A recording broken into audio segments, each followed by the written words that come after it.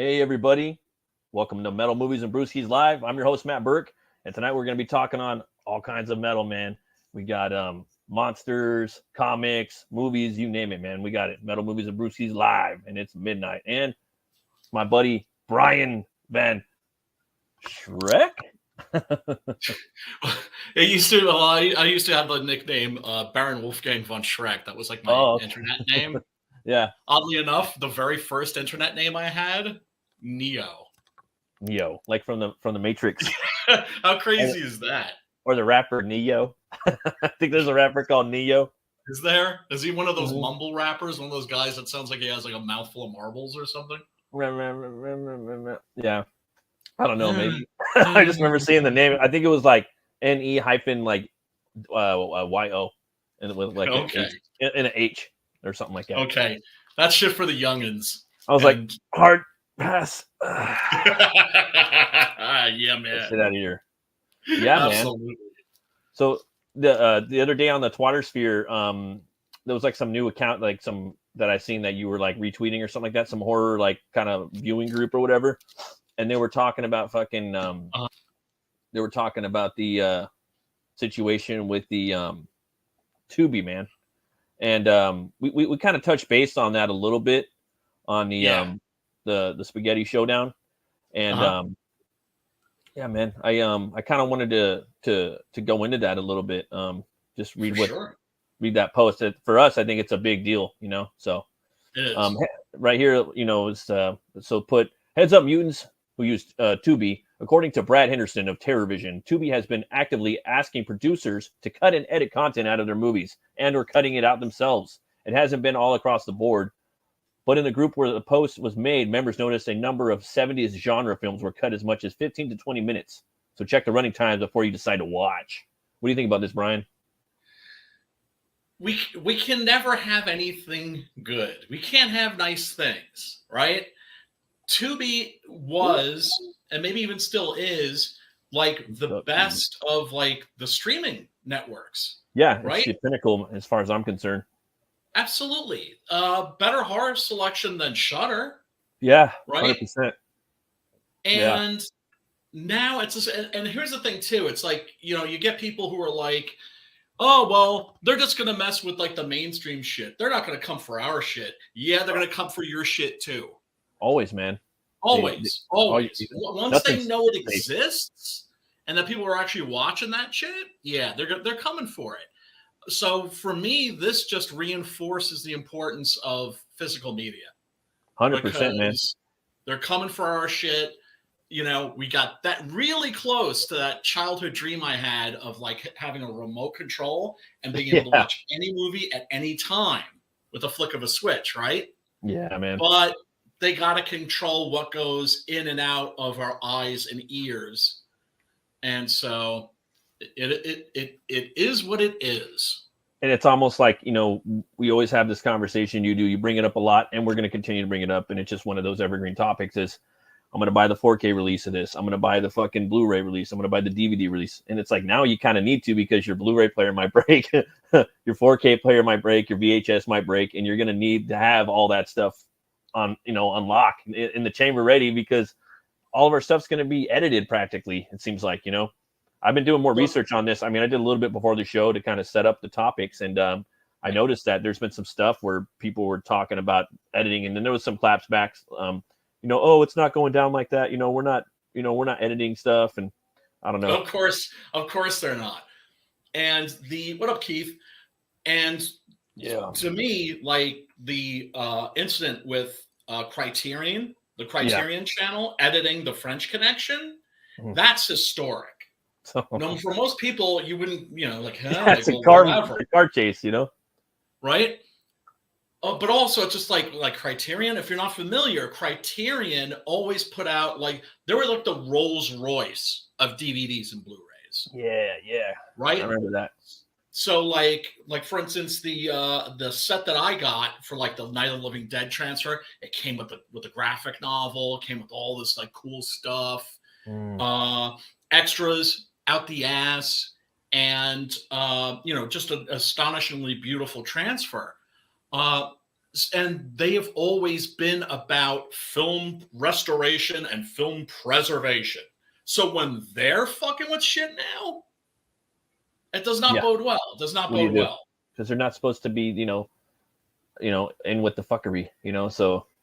And you're advertising that you're not fucking with your movies, and people are watching your shit because they're expecting their movies not to be fucked with, and you're fucking with their movies. Yeah, dude.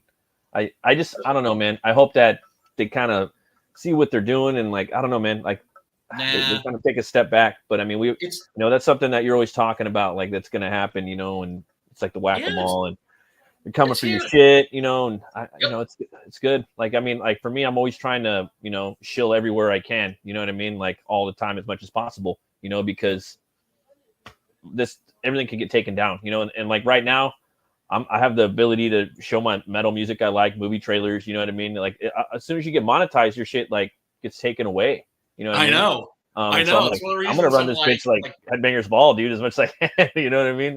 To a certain degree. I know what you mean because they're sometimes I'm like, damn, I gotta get monetized. I'm like, oh, but shit, if I get monetized, yeah, dude, I just like keeping an eye on my shit. Yeah, dude, it's fucking crazy. I don't know, man. It's insane. Yeah, but I do see one thing that could come out of this. What's that? And that is that things go back to where they were prior to the year 2000. Where it was a collector's market, right? Because now there's all these dope ass fucking copies of movies that we love, right? Yeah. And so if you can't buy those anymore, if they're out of print, well, people are going to be obviously selling theirs for like mega bucks on eBay. But also, then it's going to become an underground thing. People are going to be making rips for each other. Do you know what I'm saying? Yeah. It's going to become like it was before the advent of DVD. So, it's just what drives me crazy is that it's going to make it like us to worry. The people that are going to have to worry are the people that aren't even into this shit yet, or just getting into it. Right? Like people that like didn't know it existed until they were just like flipping through Tubi and are like, what the hell is this? And next thing you know, they're balls deep in fucking horror and cult cinema and like the cool fly shit. Help. What's up? How's it going, Cross Comics? Thanks for tuning in, man. That's Rick Piper, man. I met him at Dillard's. Nice guy. He's a fellow Canadian, like our buddy Sim. Collectors are archivists are basically the same thing. Wink. Yeah, no, for reals, man. Yes. And Brian was talking about the underground, like it's going to be kind of like that. And speaking of underground.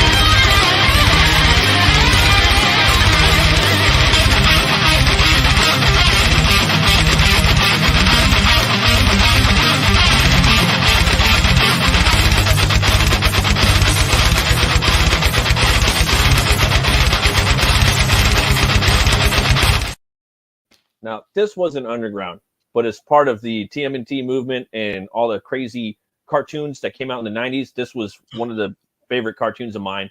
It's actually on Tubi right now, and I've been watching it with my kids. It's the Toxic Crusaders. As a child, I had the toys, and some of them were really cool, man. I had Toxie, but I figured I would show some right here. You got Bonehead. You got this guy right here, Dr. Killamoff. You have the multiple arms, the headbanger on the left. Tromaville, and everybody from Tromaville, I guess, is like, transformed by like toxic waste. Yeah, and there's continuity too. Like there's canon, there's lore that keeps going with each episode, which I liked a lot because I went back and started watching. I'm like, damn, this is dope. And it's cheeseball fun, kid stuff, but it's still fun. Right. And then you got the Junkyard Dog, like he's pretty badass. My favorite was Major Disaster. Then you got No Zone with the big nose. It's just funny. Psycho, Radiation Ranger, and you got Toxie.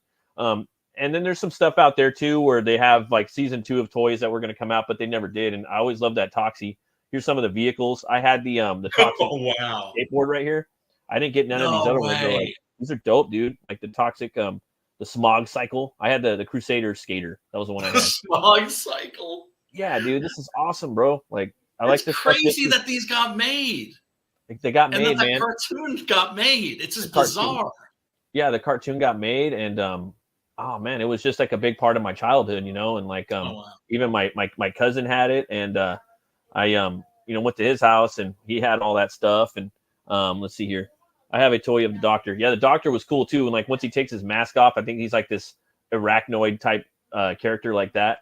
Yeah. So you know, he's just wearing that cool like gas mask. But I don't know. And I thought the toy, it just like you can take the mask off on the toy. I don't remember if you could do that or not. But yeah, man, like that was my introduction to the Toxic Avenger. I had seen like the poster from the movie right here, you know, of the Toxic Avenger. But I was like, oh, there's a movie of that. There's a movie of that, you know, and like kids were like, there's no movie of that, you know. It was kind of like for kids, it was like it was just like an urban legend, you know, like a cryptid, but it existed, you know. Great. So once I got into like, you know, older, I got into my 20s, I found out about, you know, the other Toxic Avenger movies, you know what I mean? Those are 4-part. So I bought the 4-part set, and I just loved it. I found out about Trauma and all the different movies and Poultrygeist, and I just thought it was hilarious, man. There's Toxic Avenger 2 right there. Oh, here's the movies. And then the 4th one, there's like 2 Toxies. There's like a Yahtzee one where he's got a fight and he's trying to come after him. Or it's the 5th one. And Michael Jai White was popping up in there, the guy that played Spawn. Really? Yeah, a young Michael Jai White. I think he's in the 2nd one. But yeah, man. Wow, is that the one that's in Japan, that was shot in Japan? Oof, you know what? To be honest, I don't know. But because I didn't really keep up with the sequels, but the first one is amazing. I still remember like renting that and watching that with like my brother and like some of our friends, and we were just like, "This is awesome." Yeah, this is awesome. But who looks at that? Who watches that movie and goes, "You know what? This would make a great like children's cartoon." Oh, I know. No, but it was because of the Teenage Mutant Ninja Turtles thing. Yeah, because they're both kind of similar with like toxic waste and whatnot. And it kind of, I don't know. It was just like a I don't know, kind of a turnkey thing, you know. But like a few months back, I seen that they had a remake coming out with Peter Dinklage playing the actual playing Toxie. Yeah, and it's got Kevin Bacon in it, Elijah Wood, and a pretty popular director that's doing this. Here's the trailer right now, the teaser. This doesn't come out yet. There are still no leads as to the identity of the freaky folk hero remains at large. Sir, what did you see last night? I heard gunshots, saw blood. Handsome fella had his arm tore off like wet bread, and the creature run off into the night. You look like a fucked up hot dog. That part was very shocking to me. Motherfucker. Can we put that up? Anyone that may have encountered the strange. Breaking news, a group of armed extremists, the Nasty Lads, they've taken hostages at a Mist-Meat Lunchatorium downtown. Let's go live. We are the Nasty Lads! Go, go, go! Who the fuck are you?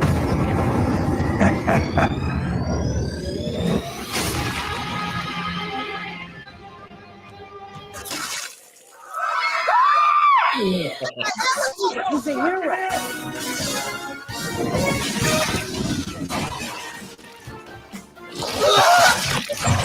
The Toxic Avenger. That's what the kids are calling him. I think it's swell.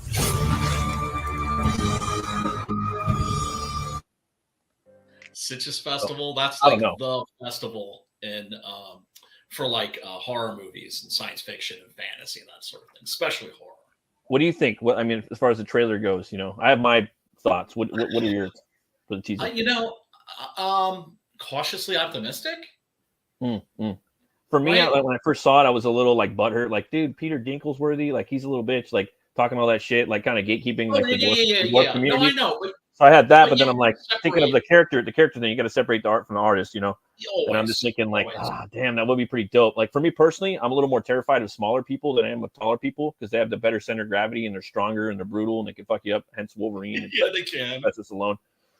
And I just know a lot of short, strong, fast, like killers, dude. And so when I see that, I'm just like, dude, yeah, that's scary, bro. And he's just coming around with that killer mop. His mop's glowing like with this crazy like toxic like I don't know, orb or like crystal or something, energy. Right. He's a good actor, bro. He's a good actor. So he's a brilliant actor. He's a I'm brilliant excited. actor. I'm excited for the movie. Yeah. And I was like trying to like think like those I was like, man, this movie should have been like the trailer should have popped by now.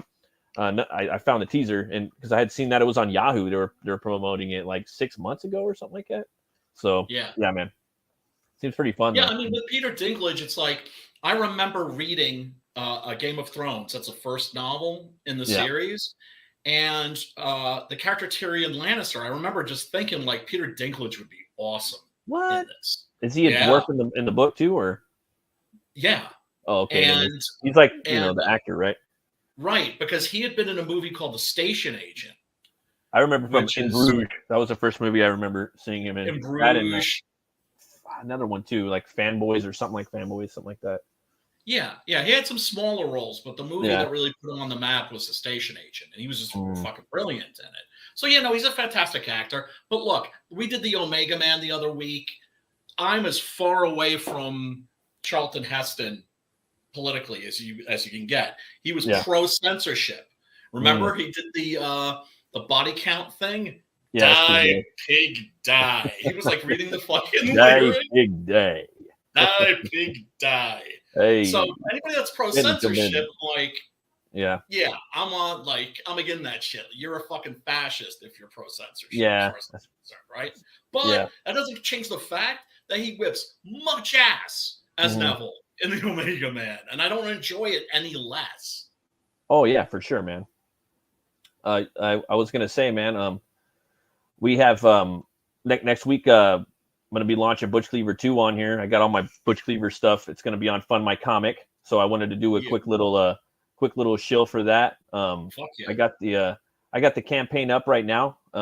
Next week's gonna be, if you guys don't know, it's gonna be St. Patrick's Day, and we're gonna be going live at a midnight, same time. And I'm going to be very happy that I'm not in New York City, because the sidewalks are going to be covered in green vomit. Yeah, green vomit. This is just a little preview right here of the campaign page right now. It's not live yet. Here's like one of the first pages to kind of catch you up if you didn't read the first book. You got Butch talking in his head. I like the internal monologues inspired by like some of the, detective books, Batman, stuff like that. I could mold bone at will. Almost anything I imagined could become a bone manifestation. I became a better gunslinger, sometimes telling the bullets where to go. When I was alive, I couldn't tell the difference between man or beast. They all bled out the same. I had forgotten about Greenie and that beast or kin. I'm betting the voodoo doll is somehow responsible for me being walked the earth as bone and such. That's why I need answers. So that's kind of, a little page right there. It's showing a little bit of the story where he's catching up from the first one. And it's like it looks like a stained glass painting. Like I remember Matt Wagner doing stuff like that for Grendel back in the day. Yeah, definitely, man. That was definitely the inspiration for that. I love cathedrals and stained glass, and me too. What up, Edwin? Thanks for stopping by, brother. I just read the other night the Ace 2. I can't wait for the next book. That book was awesome. I love that universe. I have a bunch of what is it? I have a Meat Wagon tier on here. It's got like a bunch of stickers and stuff, and the poster, and I got the a sticker from back in the day by 6 a.m. So you guys can add that. And man, there's all Butch Cleaver stuff. I got some original art that comes with everything. Basically, you buy a page, you're going to get both books, and you're going to get the Meat Wagon tier as well. Some pictures are more than others, and I'm also going to have the first book on here. Hopefully, you'll see my growth as a comic book creator. Right here, you got the town Oubliette. This is from the first book. You get to see Butch looking out over his town. Oubliette, 1880s. They came, artists from the old world. They built stone gargoyle structures. Buildings like Notre Dame, cathedrals. The West blew through town like with bordellos, voodoo, and saloons. In the midst of a short-lived renaissance, a city of ruin remains, and a barren era arises. I wanted to basically show people say it's good to kind of set the tone of the world. So I did that on the first page, and I wanted people to know that there was going to be saloons and cathedrals like on every street, and I wanted people to know that there was going to be pirates and Vikings and junk ships with opium trade and all kinds of fun stuff. So I didn't get into that too much in this, but yeah, this is it, guys. You stop sharing that. It's a really engaging and world. Thanks, like, man. I mean, it's really original, and it's really it's very you, which is good. Which is the thing that you want to be able to say when you're reading a comic book, that that the author is present. Thanks, man. Keith, this is all previously released material from my prior campaigns. I'm just launching on Fund My Comic, and it's going to be a in-demand store for at least a year until I launch Hell War. Then that'll be the next campaign. So yeah, if you guys want to check it out, I will say though, the first 10 backers are going to get trading cards by me. I don't know if I could show them right here. I'll try really quick to see if you guys could see them. That right there is Raw Meat Ren. It's kind of hard to see, actually. A little bit, but I can make them out. You might want to just tilt them a little bit. That's what I always find is the solution. Yeah, there you go. There you go. Butch, yeah. Right?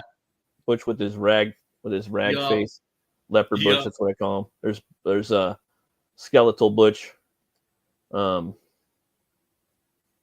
out. I got, and these aren't done yet either. I'm going to add a little more things to them. I got a Opie Old Possum right there, the old possum, the bounty hunter from the first book. Yeah. Moth Mammon right there. Sorry, guys. You got it. Got Whitey Ratatouille right there, the white rat. Yeah. Sorry, he's really white, so it's really hard to see. Well, it's just why he's called Whitey. The voodoo doll right there. Oh, I love that character. The preacher pimp of the Oubliette town. And I got Butch Cleaver before he gets fucked up. And then, there's one of the other Butches. So I got another card or so to draw. And the first 10 backers are going to get one of those. And the first backer is going to get the Fund My Comic logo that I designed, the actual original art. So that's going to go in there. And enough shilling for that. Thanks, brother. It's so cool. Thank you, man. Like, everybody should do that. I have I mean, I was just thinking, like, what can I do to make this special? You know what I mean? Yeah, I can't wait to do one for Hell War, and I'd love to do one for, if I'm lucky to everything works out the way it's supposed to for every campaign on there. Why am I doing solo? Sorry. Get my stupid face off there. No reason not to. I wanted to do something a little different this week and switch it up. One of my favorite bands, Dark Tranquility, they're coming out with a new album, and there's a brand new song, and I've never heard it. So there's reaction videos, and people were like, "Oh snap! Oh!" They're going all crazy, like they never heard the song when they first hear it, and it's totally fake. So I swear I've never heard the song. I've heard the first 15 seconds of the song. So you guys, we're gonna listen to this. This is Dark Tranquility. I don't know. I might not like the song. I'm gonna tell you how I feel after I hear it. So see, I've just discovered them through you. Oh, really? And so I'm catching up with their discographies, and so I think they're awesome. And but you never know if you're going to like the new shit or not. I don't know. Yeah, so I was like, you might not like it the first time you hear it. I might not. It might take 3 listens, but usually I'm kind of like, okay, you know what I mean? Yes. But let me share this real quick. And this dude's like very prolific, man. He's got the Halo Effect, and he's got this band, like brand new albums coming out. So give it a gander. Oh yeah.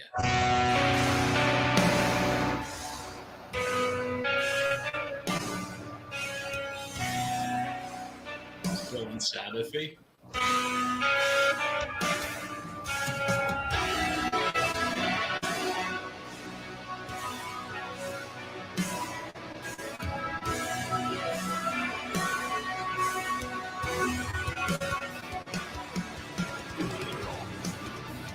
Yeah, I like it. It's dope. While we're failing to accept what ceases to be and to give up on the idea of self, we can fail to meet with our good ideas. Go across while we move up from the plan. Here at shadows and here at nothingness, we lost. This is the last page.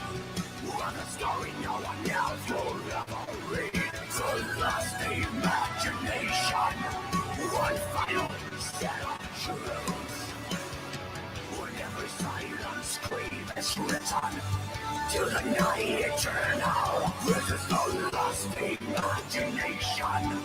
One final set of truth. Yeah, boy. That's just Yeah, fucking. boy. That's just hard. You shall be nothing. When it's lost as the time is short. Well, we've been our path to embrace, and now that is over before it's begun. Now this endless midnight eternal dawn is around. This is the last page of the story no one else will ever read. The last imagination, one final set of truth. Whenever silent scream is written to the night eternal. This is the last imagination. One final set of truth. Probably gonna break right here. Yep. Little melodic breakdown. I knew it. Break it They're down. formulaic, but in a good way. Right. Is this the same singer too? All the entire discography, right? When a story no one else will ever read. Oh hell yeah! Solo action.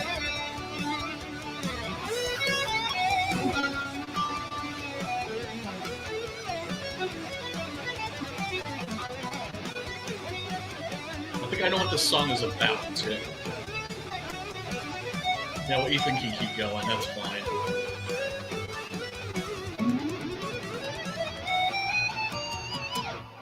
This is the last page for the story no one else will ever read.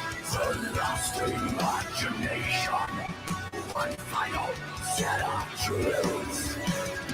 Whenever silence scream is written to the night eternal. This is the last imagination, one final set of truths. Sweet. It's all a big ass pen, like in the picture for the album. 4 horns up. I like that. Oh, for sure, man. Yeah, man. And the title, and from listening to the lyrics, I can tell what that's about. It's about like an artist's last creation that never really even leaves their head and never ends up on the page. That's crazy. That might be the last album, dude, because it's just the singer and the keyboard player now. That's like the only survivors. And then Well, they've been around for like what, 20 plus years? Yeah, and then him and the old members of In Flames started a brand new band. You know, like the drummer of In Flames, like peak era In Flames, the founding member of In Flames, Jesper Stromblad. Yeah. He's the lead guitar player of that Halo Effect. The bass player, the drummer, the other guitar player, Nicholas England. So, and they sound like In Flames and Dark Tranquillity put together, like the other band. You know, so it's like a super group, sort of. It is. It's a super Gothenburg melodic death metal group. So they're dope. I want to see them, man. That's right. They're from the same turf. Yeah, they're all from Gothenburg and Bildal. I want to go over there, man. I want to go to Norway's, you know, just Sweden, all over that, man. It looks awesome. Great. But yeah, that was pretty cool. Like hearing a song for once, you know, like first time. Yeah. Usually songs do take like a couple listens, but as soon as that guitar, like the picking hopped in and then the accenting with the drums, I'm like, oh, this sounds dope. Like, yeah, that's very accessible. I'm kind of basic bitch made for certain stuff, you know, like that. Like, oh, that shit's gonna sub, dude. Like, it's almost like it's got the like cool grooves throughout the song. It's just gonna hit like there's like breakdowny verses. Yeah, it's like a little bit of groove, kind of like Pantera in some ways, like the double bass with accenting the I don't know, but it had a cool melody too. So yeah, and it usually it's not it's not an inaccessible tune. Nah, quite the opposite. It's catchy. Catchy as fuck. And then usually like the last 2 or 3 albums, I think at least the last 2, they usually would have like kind of like a slower song, a slow heavy song, you know, but with like you know, but they haven't done like a fast one because like dude, most of their songs, like I would talk to my homie Fan and like a bunch of dudes, you know, and like most of the time they have like a punk beat. I would always say a DT beat because Dark Tranquillity, because like 80% of their songs would have the same beat, like they would always do that, which I'm down with because it's just like absolutely. they're just fast, dude. So I like that. Metal's shit. all about the drums, man. People think it's all about the guitars. No, it's about the drums actually. And then usually they like the chorus would bump into it would slow down and go into a double bass like a with the kick, but then it would go back into like a punk beat. But I was thinking about we could show off a new campaign right now. There's one that just launched this week called a Jaeger Bomb. I don't know if you've heard of it by Donald DeLay. I've heard of it, but I haven't seen it yet, and I haven't seen the campaign yet. But Mr. DeLay is a formidable talent. So it's a what happens with a luchador goes head to head with a kaiju. Yeah, sold. Push like over those genres. Push over Kevin Curran, a nobody Joe scraping the bottom of the barrel he calls his life, is thrown into the world of lucha libre and kaiju fighting. Join this new kind of hero who will steal your heart. I did back this book. I've been waiting for this book for a long time, Brian. He was on here talking maybe 6 months ago. The book's in black and white, and I think it's like 70 something pages, dude, and it's $15. So I was like, dude, I'm in, bro. And that's great.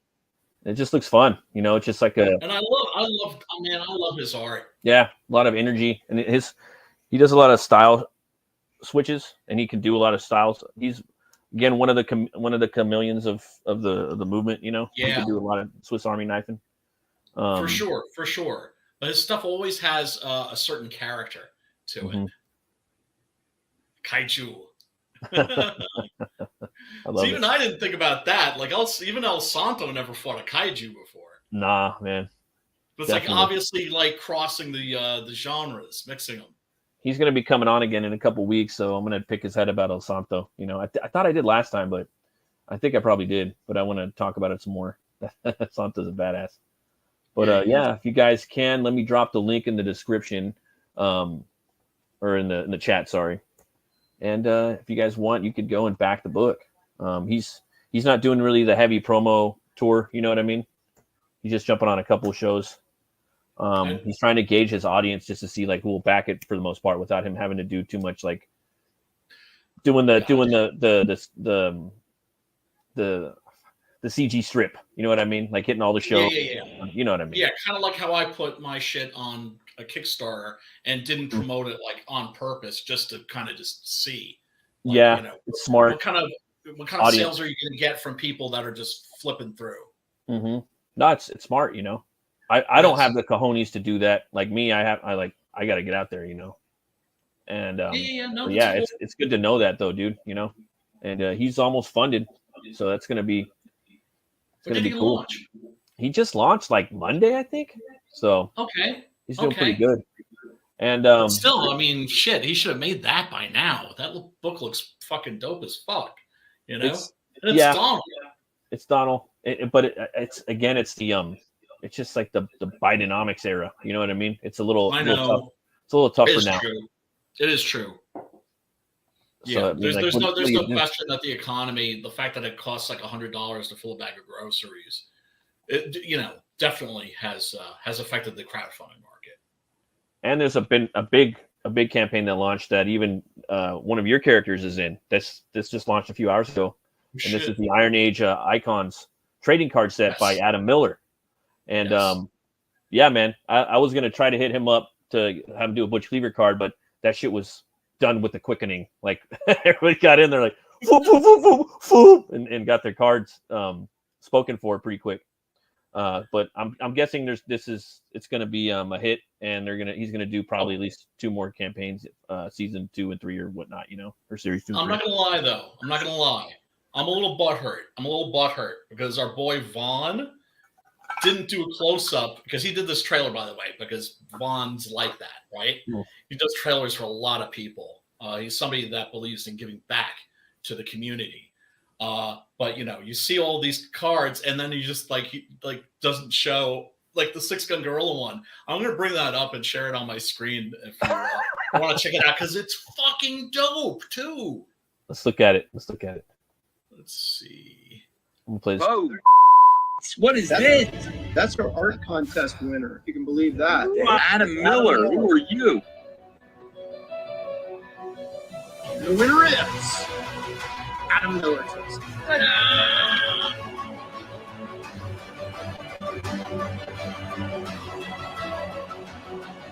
this one, yes, this one is Adam Miller.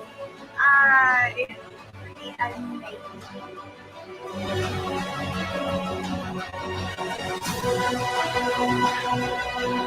Well, no, I'm saying he's probably a very interesting guy. Mad crazy skills.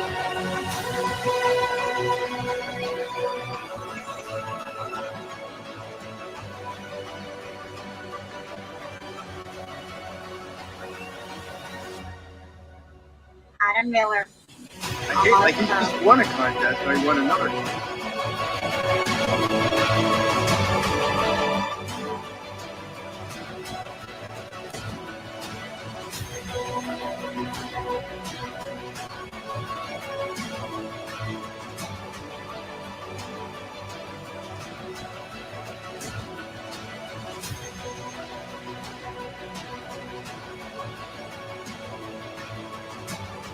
Adam Miller is incredible on this. Absolutely crushing it right now.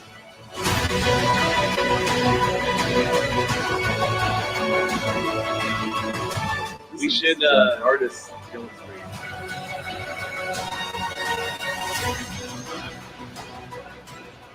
How you go for the dark?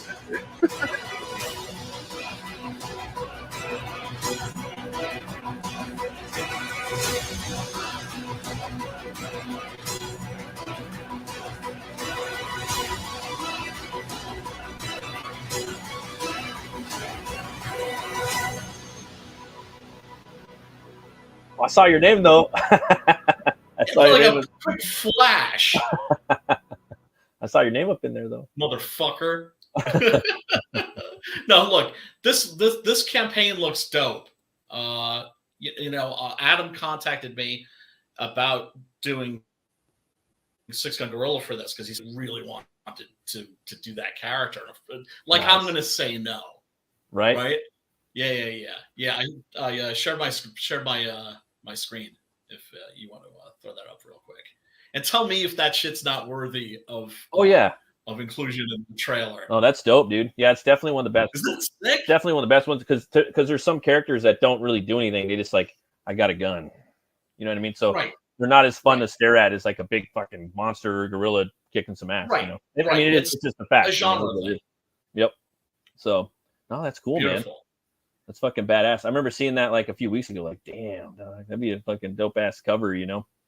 Yeah, I might use it as one, with of course with his permission. But I already asked him like, hey, can I use this for like promos and that sort of thing? He was like, hell yeah. So yeah, for sure, man. That's Beautiful. Dope. I like the yeah, love his influences, man. But yeah, let me see the campaign page here. Sorry. Don't apologize. It's not apologizing is not a very metal thing to do, sir. I mean, when you fuck up, you apologize. Here we go. So here's the campaign, man. He's going to be coming on here in a couple weeks, and we're going to do a deep dive on Open the Gates. And yeah, man, I just wanted to show it off. If you guys can get in here, back this. This is like the Marvel Masterpieces. Kind of like the Joe Jusko stuff, and he's a Joe Jusko stan, obviously. And he says that, and he has a character called Chokeslam that looks dope. That's a book that he's been talking about for a while too. Cool name for a character, cool concept. Yeah, it is. But get in here, guys. Make it happen. These are going to be cool. Where's he at right now? He's at 4K right now. He's doing good. Nice. But those and cards this is are one comic. Making those cards ain't cheap, dude. That's at least $4,000 just for 40 cards. It's at least $4,000 just to print them. That's not even shipping, and that's not even like making any profit. Right. For like basic printing of cards, depends. And that was before Bidenomics. It's probably even more now. Right. But I mean, that's always kind of been, at least like the long game players in our scene, always about, making enough money to then put that into like the next book or the next project. Yeah, that's what I'm going to do for my next book. That's going into Hell War, or just the next Rune Cutter comic, Yep.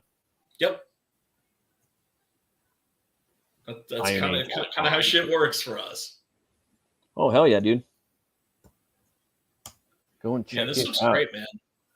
Yeah, when he announced it, I was just like, damn, that's gonna be fun, Most certainly, for sure, man.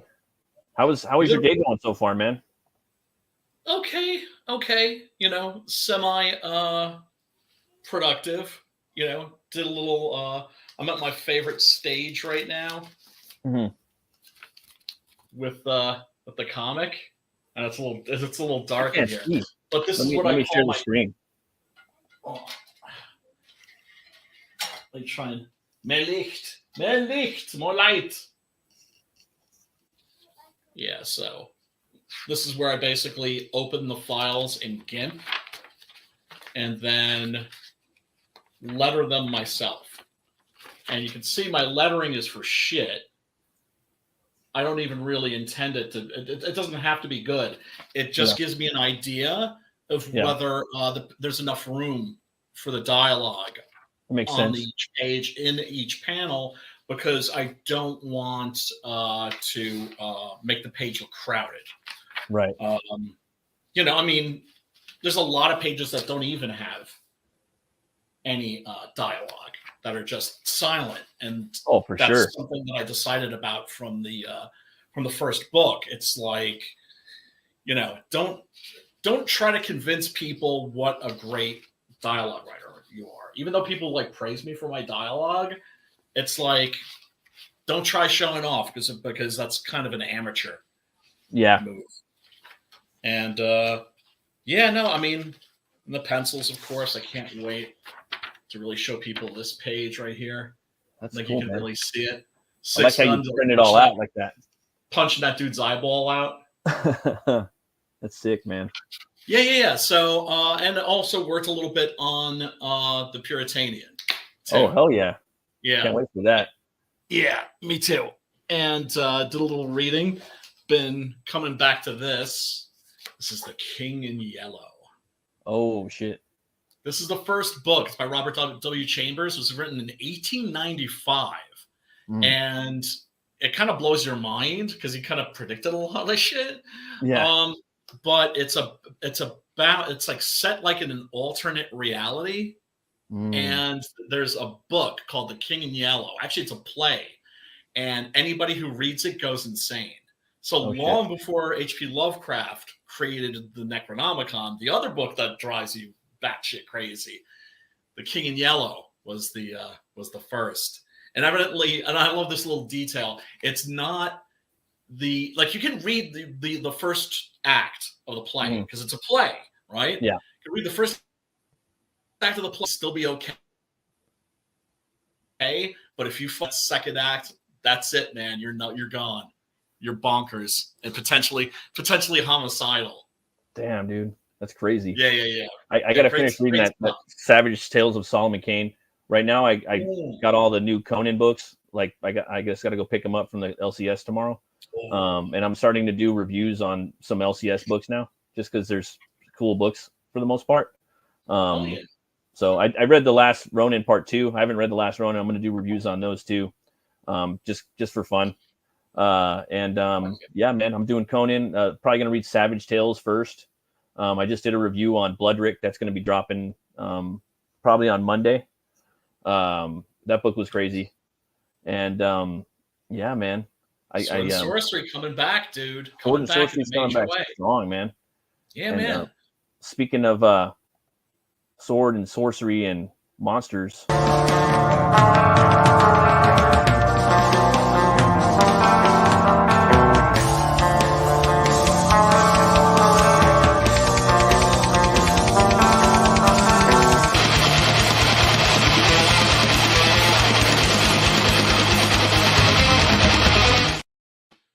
The Beast of Gévaudan. is the historic name associated with the man-eating animal, or animals that terrorized the former province of Gévaudan, consisting of the modern-day department of Les Oreilles and part of, I don't know how to pronounce that. I need Sam over here to save me, of South Central France between 1764 and 1767. I got a little French in me. My grandma was French. The attacks, which covered an area spanning 90 by 80 kilometers, were said to have been committed by one or more beasts of a tawny/russet color with dark streaks/stripes and dark stripes down its back, a tail longer than a wolf's tail, ending in a tuft, according to contemporary eyewitnesses. It was said to attack with formidable teeth and claws and appeared to be the size of a calf or cow and seemed to fly or bound across fields towards its victims. These descriptions from period could identify the beast as a young lion, a striped hyena, a large wolf, a large dog, or a wolf dog, though its identity is still the subject of debate. The Kingdom of France used considerable amounts of wealth and manpower to hunt the animals responsible, including the resources of several nobles, soldiers, royal huntsmen, and civilians. The number of victims differs according to the source. A 1987 study estimated there had been 210 attacks, resulting in 113 deaths and 49 injuries. 98 of the victims were killed and partly eaten. Other sources claim that the animal or animals killed between 60 and 100 adults and children, and injured more than 30 victims were often killed by having their throats torn out. The beast was reported killed several times before the attacks had finally stopped. The beginnings. So I could go reading more of this, but basically King Louis, he brought in a bunch of people. They even allegedly said that they got the beast and they stuffed like a wolf or something like that, and everyone thought everything was cool, and the beast just kept killing people, and yeah, man. It was aggressive. Like whatever aggressive. This thing was, it was a man killer. It was like a man eater. And, kind of like, there's that, there's a movie and books and everything about these two lions in Africa that seemed almost sort of supernatural, how they just had a hard on just for going after women. That's always what this reminded me of. And there's different theories as to what it was. I mean, who knows? Look at this one right here. I don't know if this is just what was the Beast of Gévaudan? You see that big one right there? Yeah. I think that's in a museum in France. What if it was that, dude? That's crazy. Fucking cool. Right? I saw that today doing research for the stream, and I was just like, wow, dude, that's fucking awesome. That is. That's a great monster design. Because generally when we think of that monster, we think like, oh, it was probably like a lion or something like that some nobleman had that just got loose. Yeah. Or something like that. You would like to think that it was an animal of some kind. Yeah, like my brain always pictures something like that. You know what I mean? Yes. Yeah. Like totally that. Something that's malignant. That's like that has a hard on for fucking people up. And there's a lot of Shark in Jaws or Grendel and Beowulf. Crazy stuff, man. And that's like where the werewolf kind of spawned. Like, you can go to the France, here's a picture. And there's someone fighting the beast. I mean, who knows? It could have been a last surviving animal that was part of an evolutionary strain, that lived on in the caves and came out. That's possible too.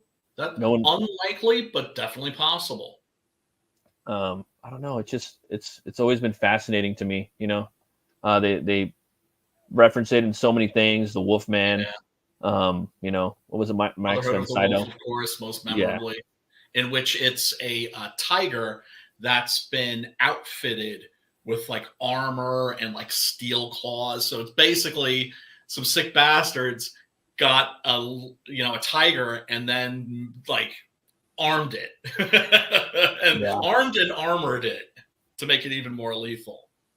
It's crazy, man. But yeah, that's one of my favorite legends. It's crazy. Well, because it's like it's one of those mysteries that's always going to remain a mystery. Oh yeah, no, it's like Jack the Ripper. I mean, they kind of figured him out, But like every couple of years, this new book that comes out, a little TV special or something. We've discovered the identity of Jack the Ripper. It's like, shut the fuck up. It's like the Beast just wants some The Beast just wants some pats. Oh, like some cuddles. Pats. Want some cuddles? Yeah, I don't think so. Later, Keith. Thanks for stopping by. Peace out, Keith. Appreciate it.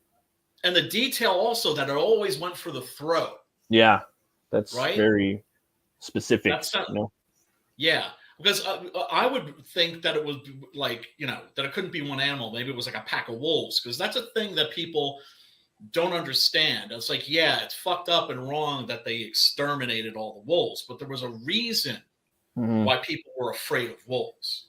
Right. Yeah, they would, because right? they were eating everybody, and like there was they were a danger, in a pack. One of them, yeah, not a problem. Right. But there's a pack. Oh shit. Yeah, you're done, dude. You're done. Most likely, unless they're like really well armed, and even then, you're gonna have your fucking hands full. Oh, for sure, man. Well, it's that time for the game. You guys ready for a little decoding? Shit. Hell yeah. Let's see. I got one. I don't know if you guys are gonna be able to figure it out. Chris, where you at? Here we go. He always gets it. Black Metal Decode.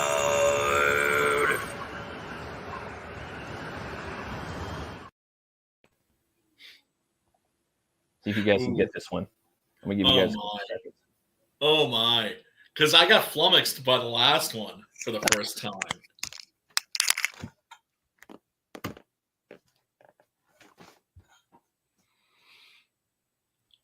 Oh shit! You're gonna. Is there any way that you can blow that up? I need glasses. Yeah, glasses aren't helping.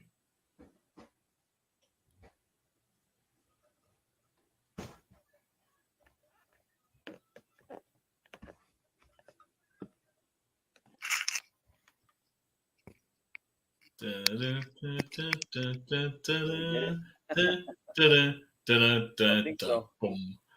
no, I'm tapping out. I knew we were gonna eventually reach the part, where like we yeah, it makes me happy actually. It's like finally, huh? Yeah, like last week, but this one especially. All right, Keith. Some person, Chris. The band's name is Onskept, so it's kind of hard to read that, but yeah. Yeah, it is. It's hard. It's funny too because it's got the Devill driver uses that symbol down there a lot too. The band Devill driver, but yeah, I knew I would eventually start. I knew I would eventually get somebody. It can't last all the time. Yeah, and I think also. It like last week's, if I know the band's name, right, that makes it right, because I'm just like, that's like the Enslaved one. I was surprised, right? Because I loved them back in the day, and but eventually it's like you get it, right? Because once all you have to do is decipher a couple of letters and then start running through the names of bands in your head, and then snap. Yeah, and then it comes around. Yeah. When are you launching a 6-gun, the next 6-gun? I was originally thinking like late March, but it may be in April, because April seems pretty nice. March is starting to get thick. I've noticed like 2 years ago, because I was always planning on launching St. Patrick's Day and the book St. Patrick's Snake Slayer. Eventually they kind of line it up with that, and now people like are dropping, like it's a very popular month now. I think probably because people are getting their taxes done and it kind of lines up and make it back and things like that.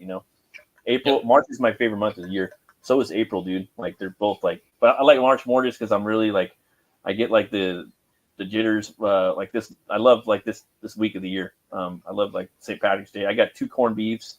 I got my Guinness already. We're watching Darby O'Gill and the Little People. I watched like Irish documentary. I do all that shit. Have you seen Darby O'Gill before? Oh yeah, I've seen it like 100 times.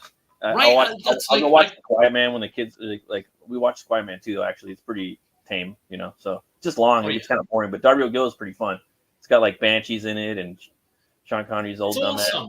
Brownies. So, yeah. The original short stories are great too, but it does a great job of adapting those. And for those of you that haven't seen Darby O'Gill and the Little People, it's about the town drunk in Ireland who's always telling people stories about his adventures with the little people, brownies, fairies, right? And so people could cajole him, and you know he's a local character, right? Yeah. And he's like, I'll tell you more stories, and feed him drinks, and he'll just fucking talk about the brownies all freaking night.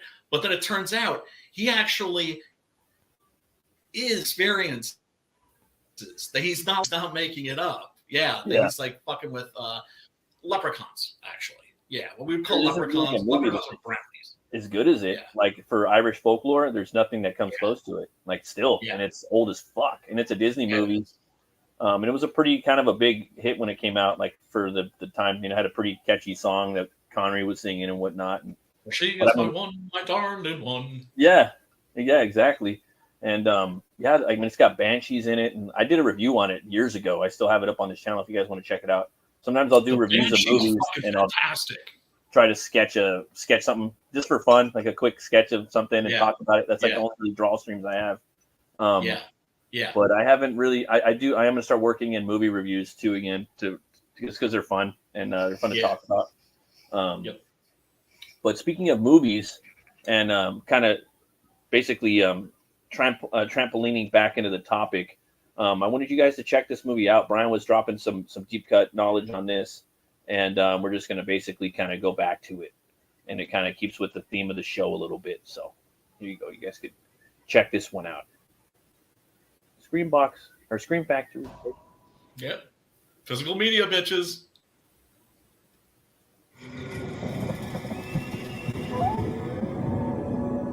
It was at the dawn of the Age of Reason that first appeared the beast upon the county of Gévaudan. Possessed with enormous strength, it would strike without warning and disappear without a trace. When all hope seemed lost,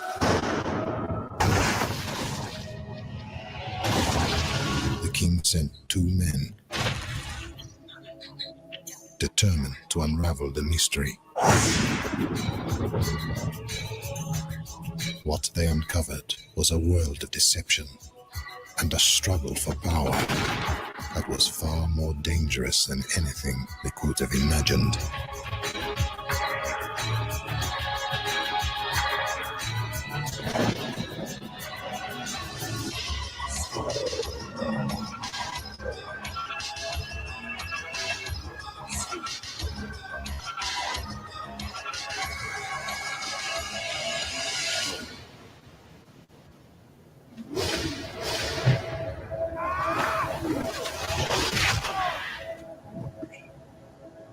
I played the girl on TV. Universal Pictures and Studio Canal proudly present to American audiences the French motion picture sensation Brotherhood of the Wolf. Yeah, that movie is freaking awesome. I have it. It is. I have the DVD. I remember like seeing the pictures of it in the newspaper, like because I was like big old like movie nerd as a kid, and just I love seeing them in the the calendar section of the newspaper, and having the I think it was called the calendar section for some reason where the movies were, and just seeing that picture, the movie with the face covered up, with the mask, and I don't know, man. I never really watched it till later on in life. Damn, and learn about the Brotherhood or Beast of Gévaudan, because I was doing research on werewolves, and that's how I found out about it. And yeah, it's crazy. Yeah, and what's funny is that's also kind of like a hybrid, right? Yeah, because it's a little bit of it's a costume drama, it's a horror story, but then it's also like a Hong Kong style action film. Yeah, and then it's like a political, like really dope. It's dope, dude, and it's kind of like a political, like French political, like aristocracy, like historical drama. Yeah, like in Yeah, the whole secret societies and whatnot of France, the aristocracy and keeping things at bay and a brotherhood cult. I thought that was cool. I'm like, damn, this movie could almost be remade. Like it's such a cool outlandish top, but I'm like, why remake it? You know what I mean? Exactly. Especially don't remake it just to have it in fucking English like they always do. That one, it's perfectly fine. And then there's a dubbed version, I guarantee you. But yeah, great cast in that. Fucking Vincent Cassel. Yeah, love awesome, that dude. Mark Dacascos also in that. Yeah. Monica Bellucci. Monica Bellucci. Yeah, man. And the Beast is cool, man. Like some of it's CGI, I believe, but it's a Jim Henson creature. So there is some actual stop. I have a picture of it on the thumbnail. I was gonna do more, but if you check it out, and I think it is a tiger, from my understanding. Yeah. Like Brian was saying, that's just all been abused and whatnot. And spoilers. Something in me is like, it's not just a tiger though. It's something else. You know what I mean? I was actually kind of disappointed by that. Right? It was an interesting idea. Yeah. But I was a little disappointed by that. It's like, no, it should be a fucking monster. Yeah, it should be a monster. Yeah. Right. Dude. And I like the whip that bone sword that Castle has. Yes. Well, I don't want to. Yeah, but yeah, definitely go check it out, guys. That movie's fucking dope. Yeah, a lot of fun. Don't not watch it because you're like, oh, it's a French movie, so it's gonna be really talky and pretentious. No. Christophe Gans, the guy who directed this, did the Crying Freeman movie. Beauty and the Beast. Beauty and the Beast was good too. I liked it. The CGI was kind of dodgy in certain spots, but it was better than the Disney one, I thought. It was a bad movie. Oh well, I didn't even bother watching the Disney one, right? Yeah. But I was disappointed by it. Interesting thing, the movie that he did after this, I've never seen. He did the Silent Hill movie. Oh yeah, that's right. Yeah, the Silent Hill movie. Is that any good? Yeah, it's the best video game movie ever made. Yeah. Oh. And then the second one, that's right. That's who I knew. It's a really fucking good horror movie. Sean Bean's in it too. He's a very underrated director. Hard recommend. And the second movie is directed by I forgot his name, dude. The guy that did Solomon King. So the second one's pretty good too. Not as good as the first one, but pretty good. Michael Bassett, I think that's what his name is. Which series is this? Silent Hill, the second Silent Hill. Oh, film. Silent Hill, yeah, of course. Yeah. Sorry. So they're both. The first one's great. The second one's cool. It's got like Kit Harington and Trinity from The Matrix. I forgot her name. And Michael Bassett directs it. But yeah, they're both good. And Sean Bean is in the second one too. So it's like kind of carries over. And yeah, best video game movie that I've seen that that was, I don't know. They have the new Fallout coming out too. So I never played that game. They have a lot of these Borderlands and Fallout, like these kind of I've been watching like person shooters. Trailers, man. Yeah, I'll check them out, but it's like, Yeah, the best video game adaptation ever, in my opinion, is the animated series Arcane. Have you seen that yet? No. Arcane League of Legends. It's like I give a fuck about League of Legends, and then I start hearing like, "Hey, this is exceptional. Like this is like really, really good," and it blew my mind. Did you see Dante's Inferno, the cartoon, the little anime? It's on Tubi. Yeah. That one was really good. The game was really good too. I don't know if you played the game. Yes. Oh man. Yes. Yeah, that's the Dead Space animated film is really good. Oh, really? I haven't seen that yet. Yeah. To check that out. Yeah, I recommend it. But Arcane just blew my mind. If you haven't seen that, I'm guessing you haven't. No, I haven't seen it. It's a must see. It's an achievement. I'm talking everything in that: the music, the writing, the voice acting, the storytelling, the animation. It's and it's like a French animation that's like done like with computers, but it looks like it's hand drawn. Huh. Yeah, so it has like a unique look to it. It's exceptional. Yeah, fantastic. Man, what movie we're gonna do on the Horror Movie Club this week? You got any ideas? I was thinking maybe Bay of Blood because on a Ink Slayers, Homeboy Sim was like doing Jason Voorhees, or they were just doing Friday the 13th. Oh, so okay. like this Alex did Jason Voorhees, but from part 2. right? Sack with like the hole for like his one eye, his one working eye. And I don't know.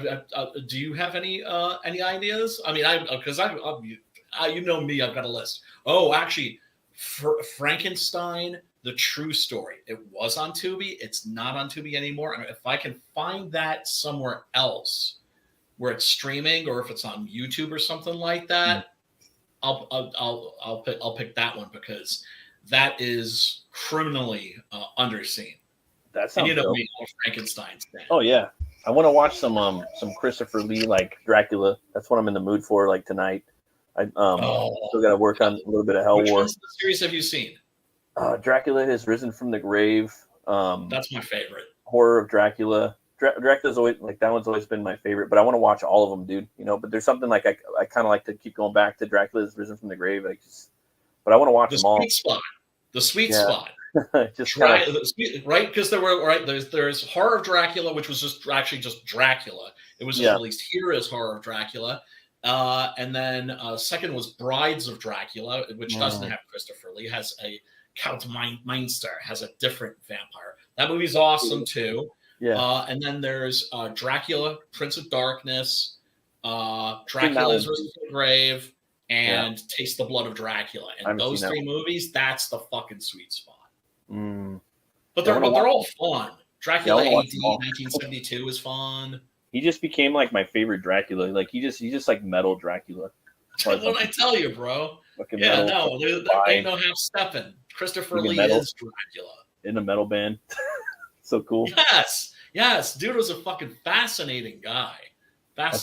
One more episode of Swamp Thing to watch, or 1.5. So, and then I want to watch before they rip it off Tubi. So I started watching that last night.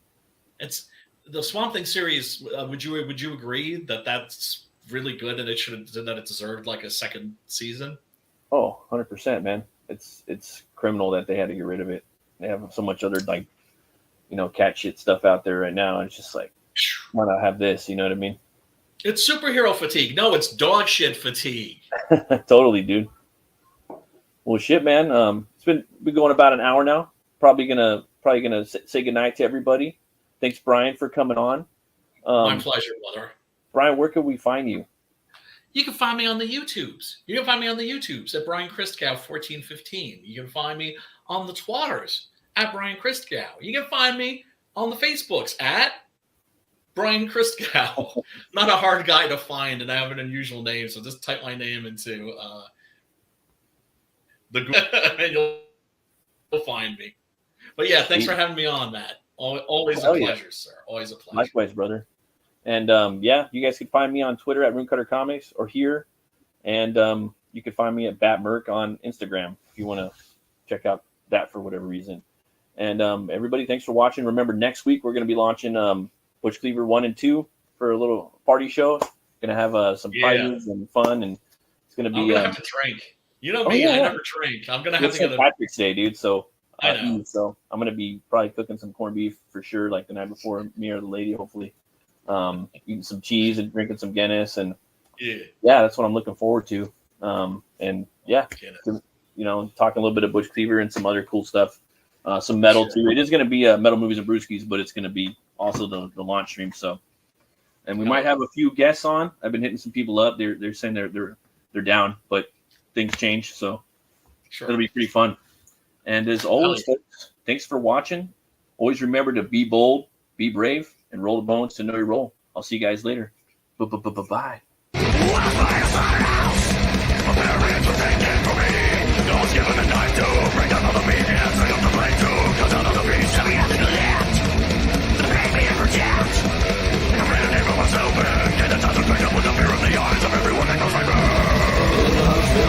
Ghost still entering my body from all sides. I awaken from a cold cocoon inside a skeletal void.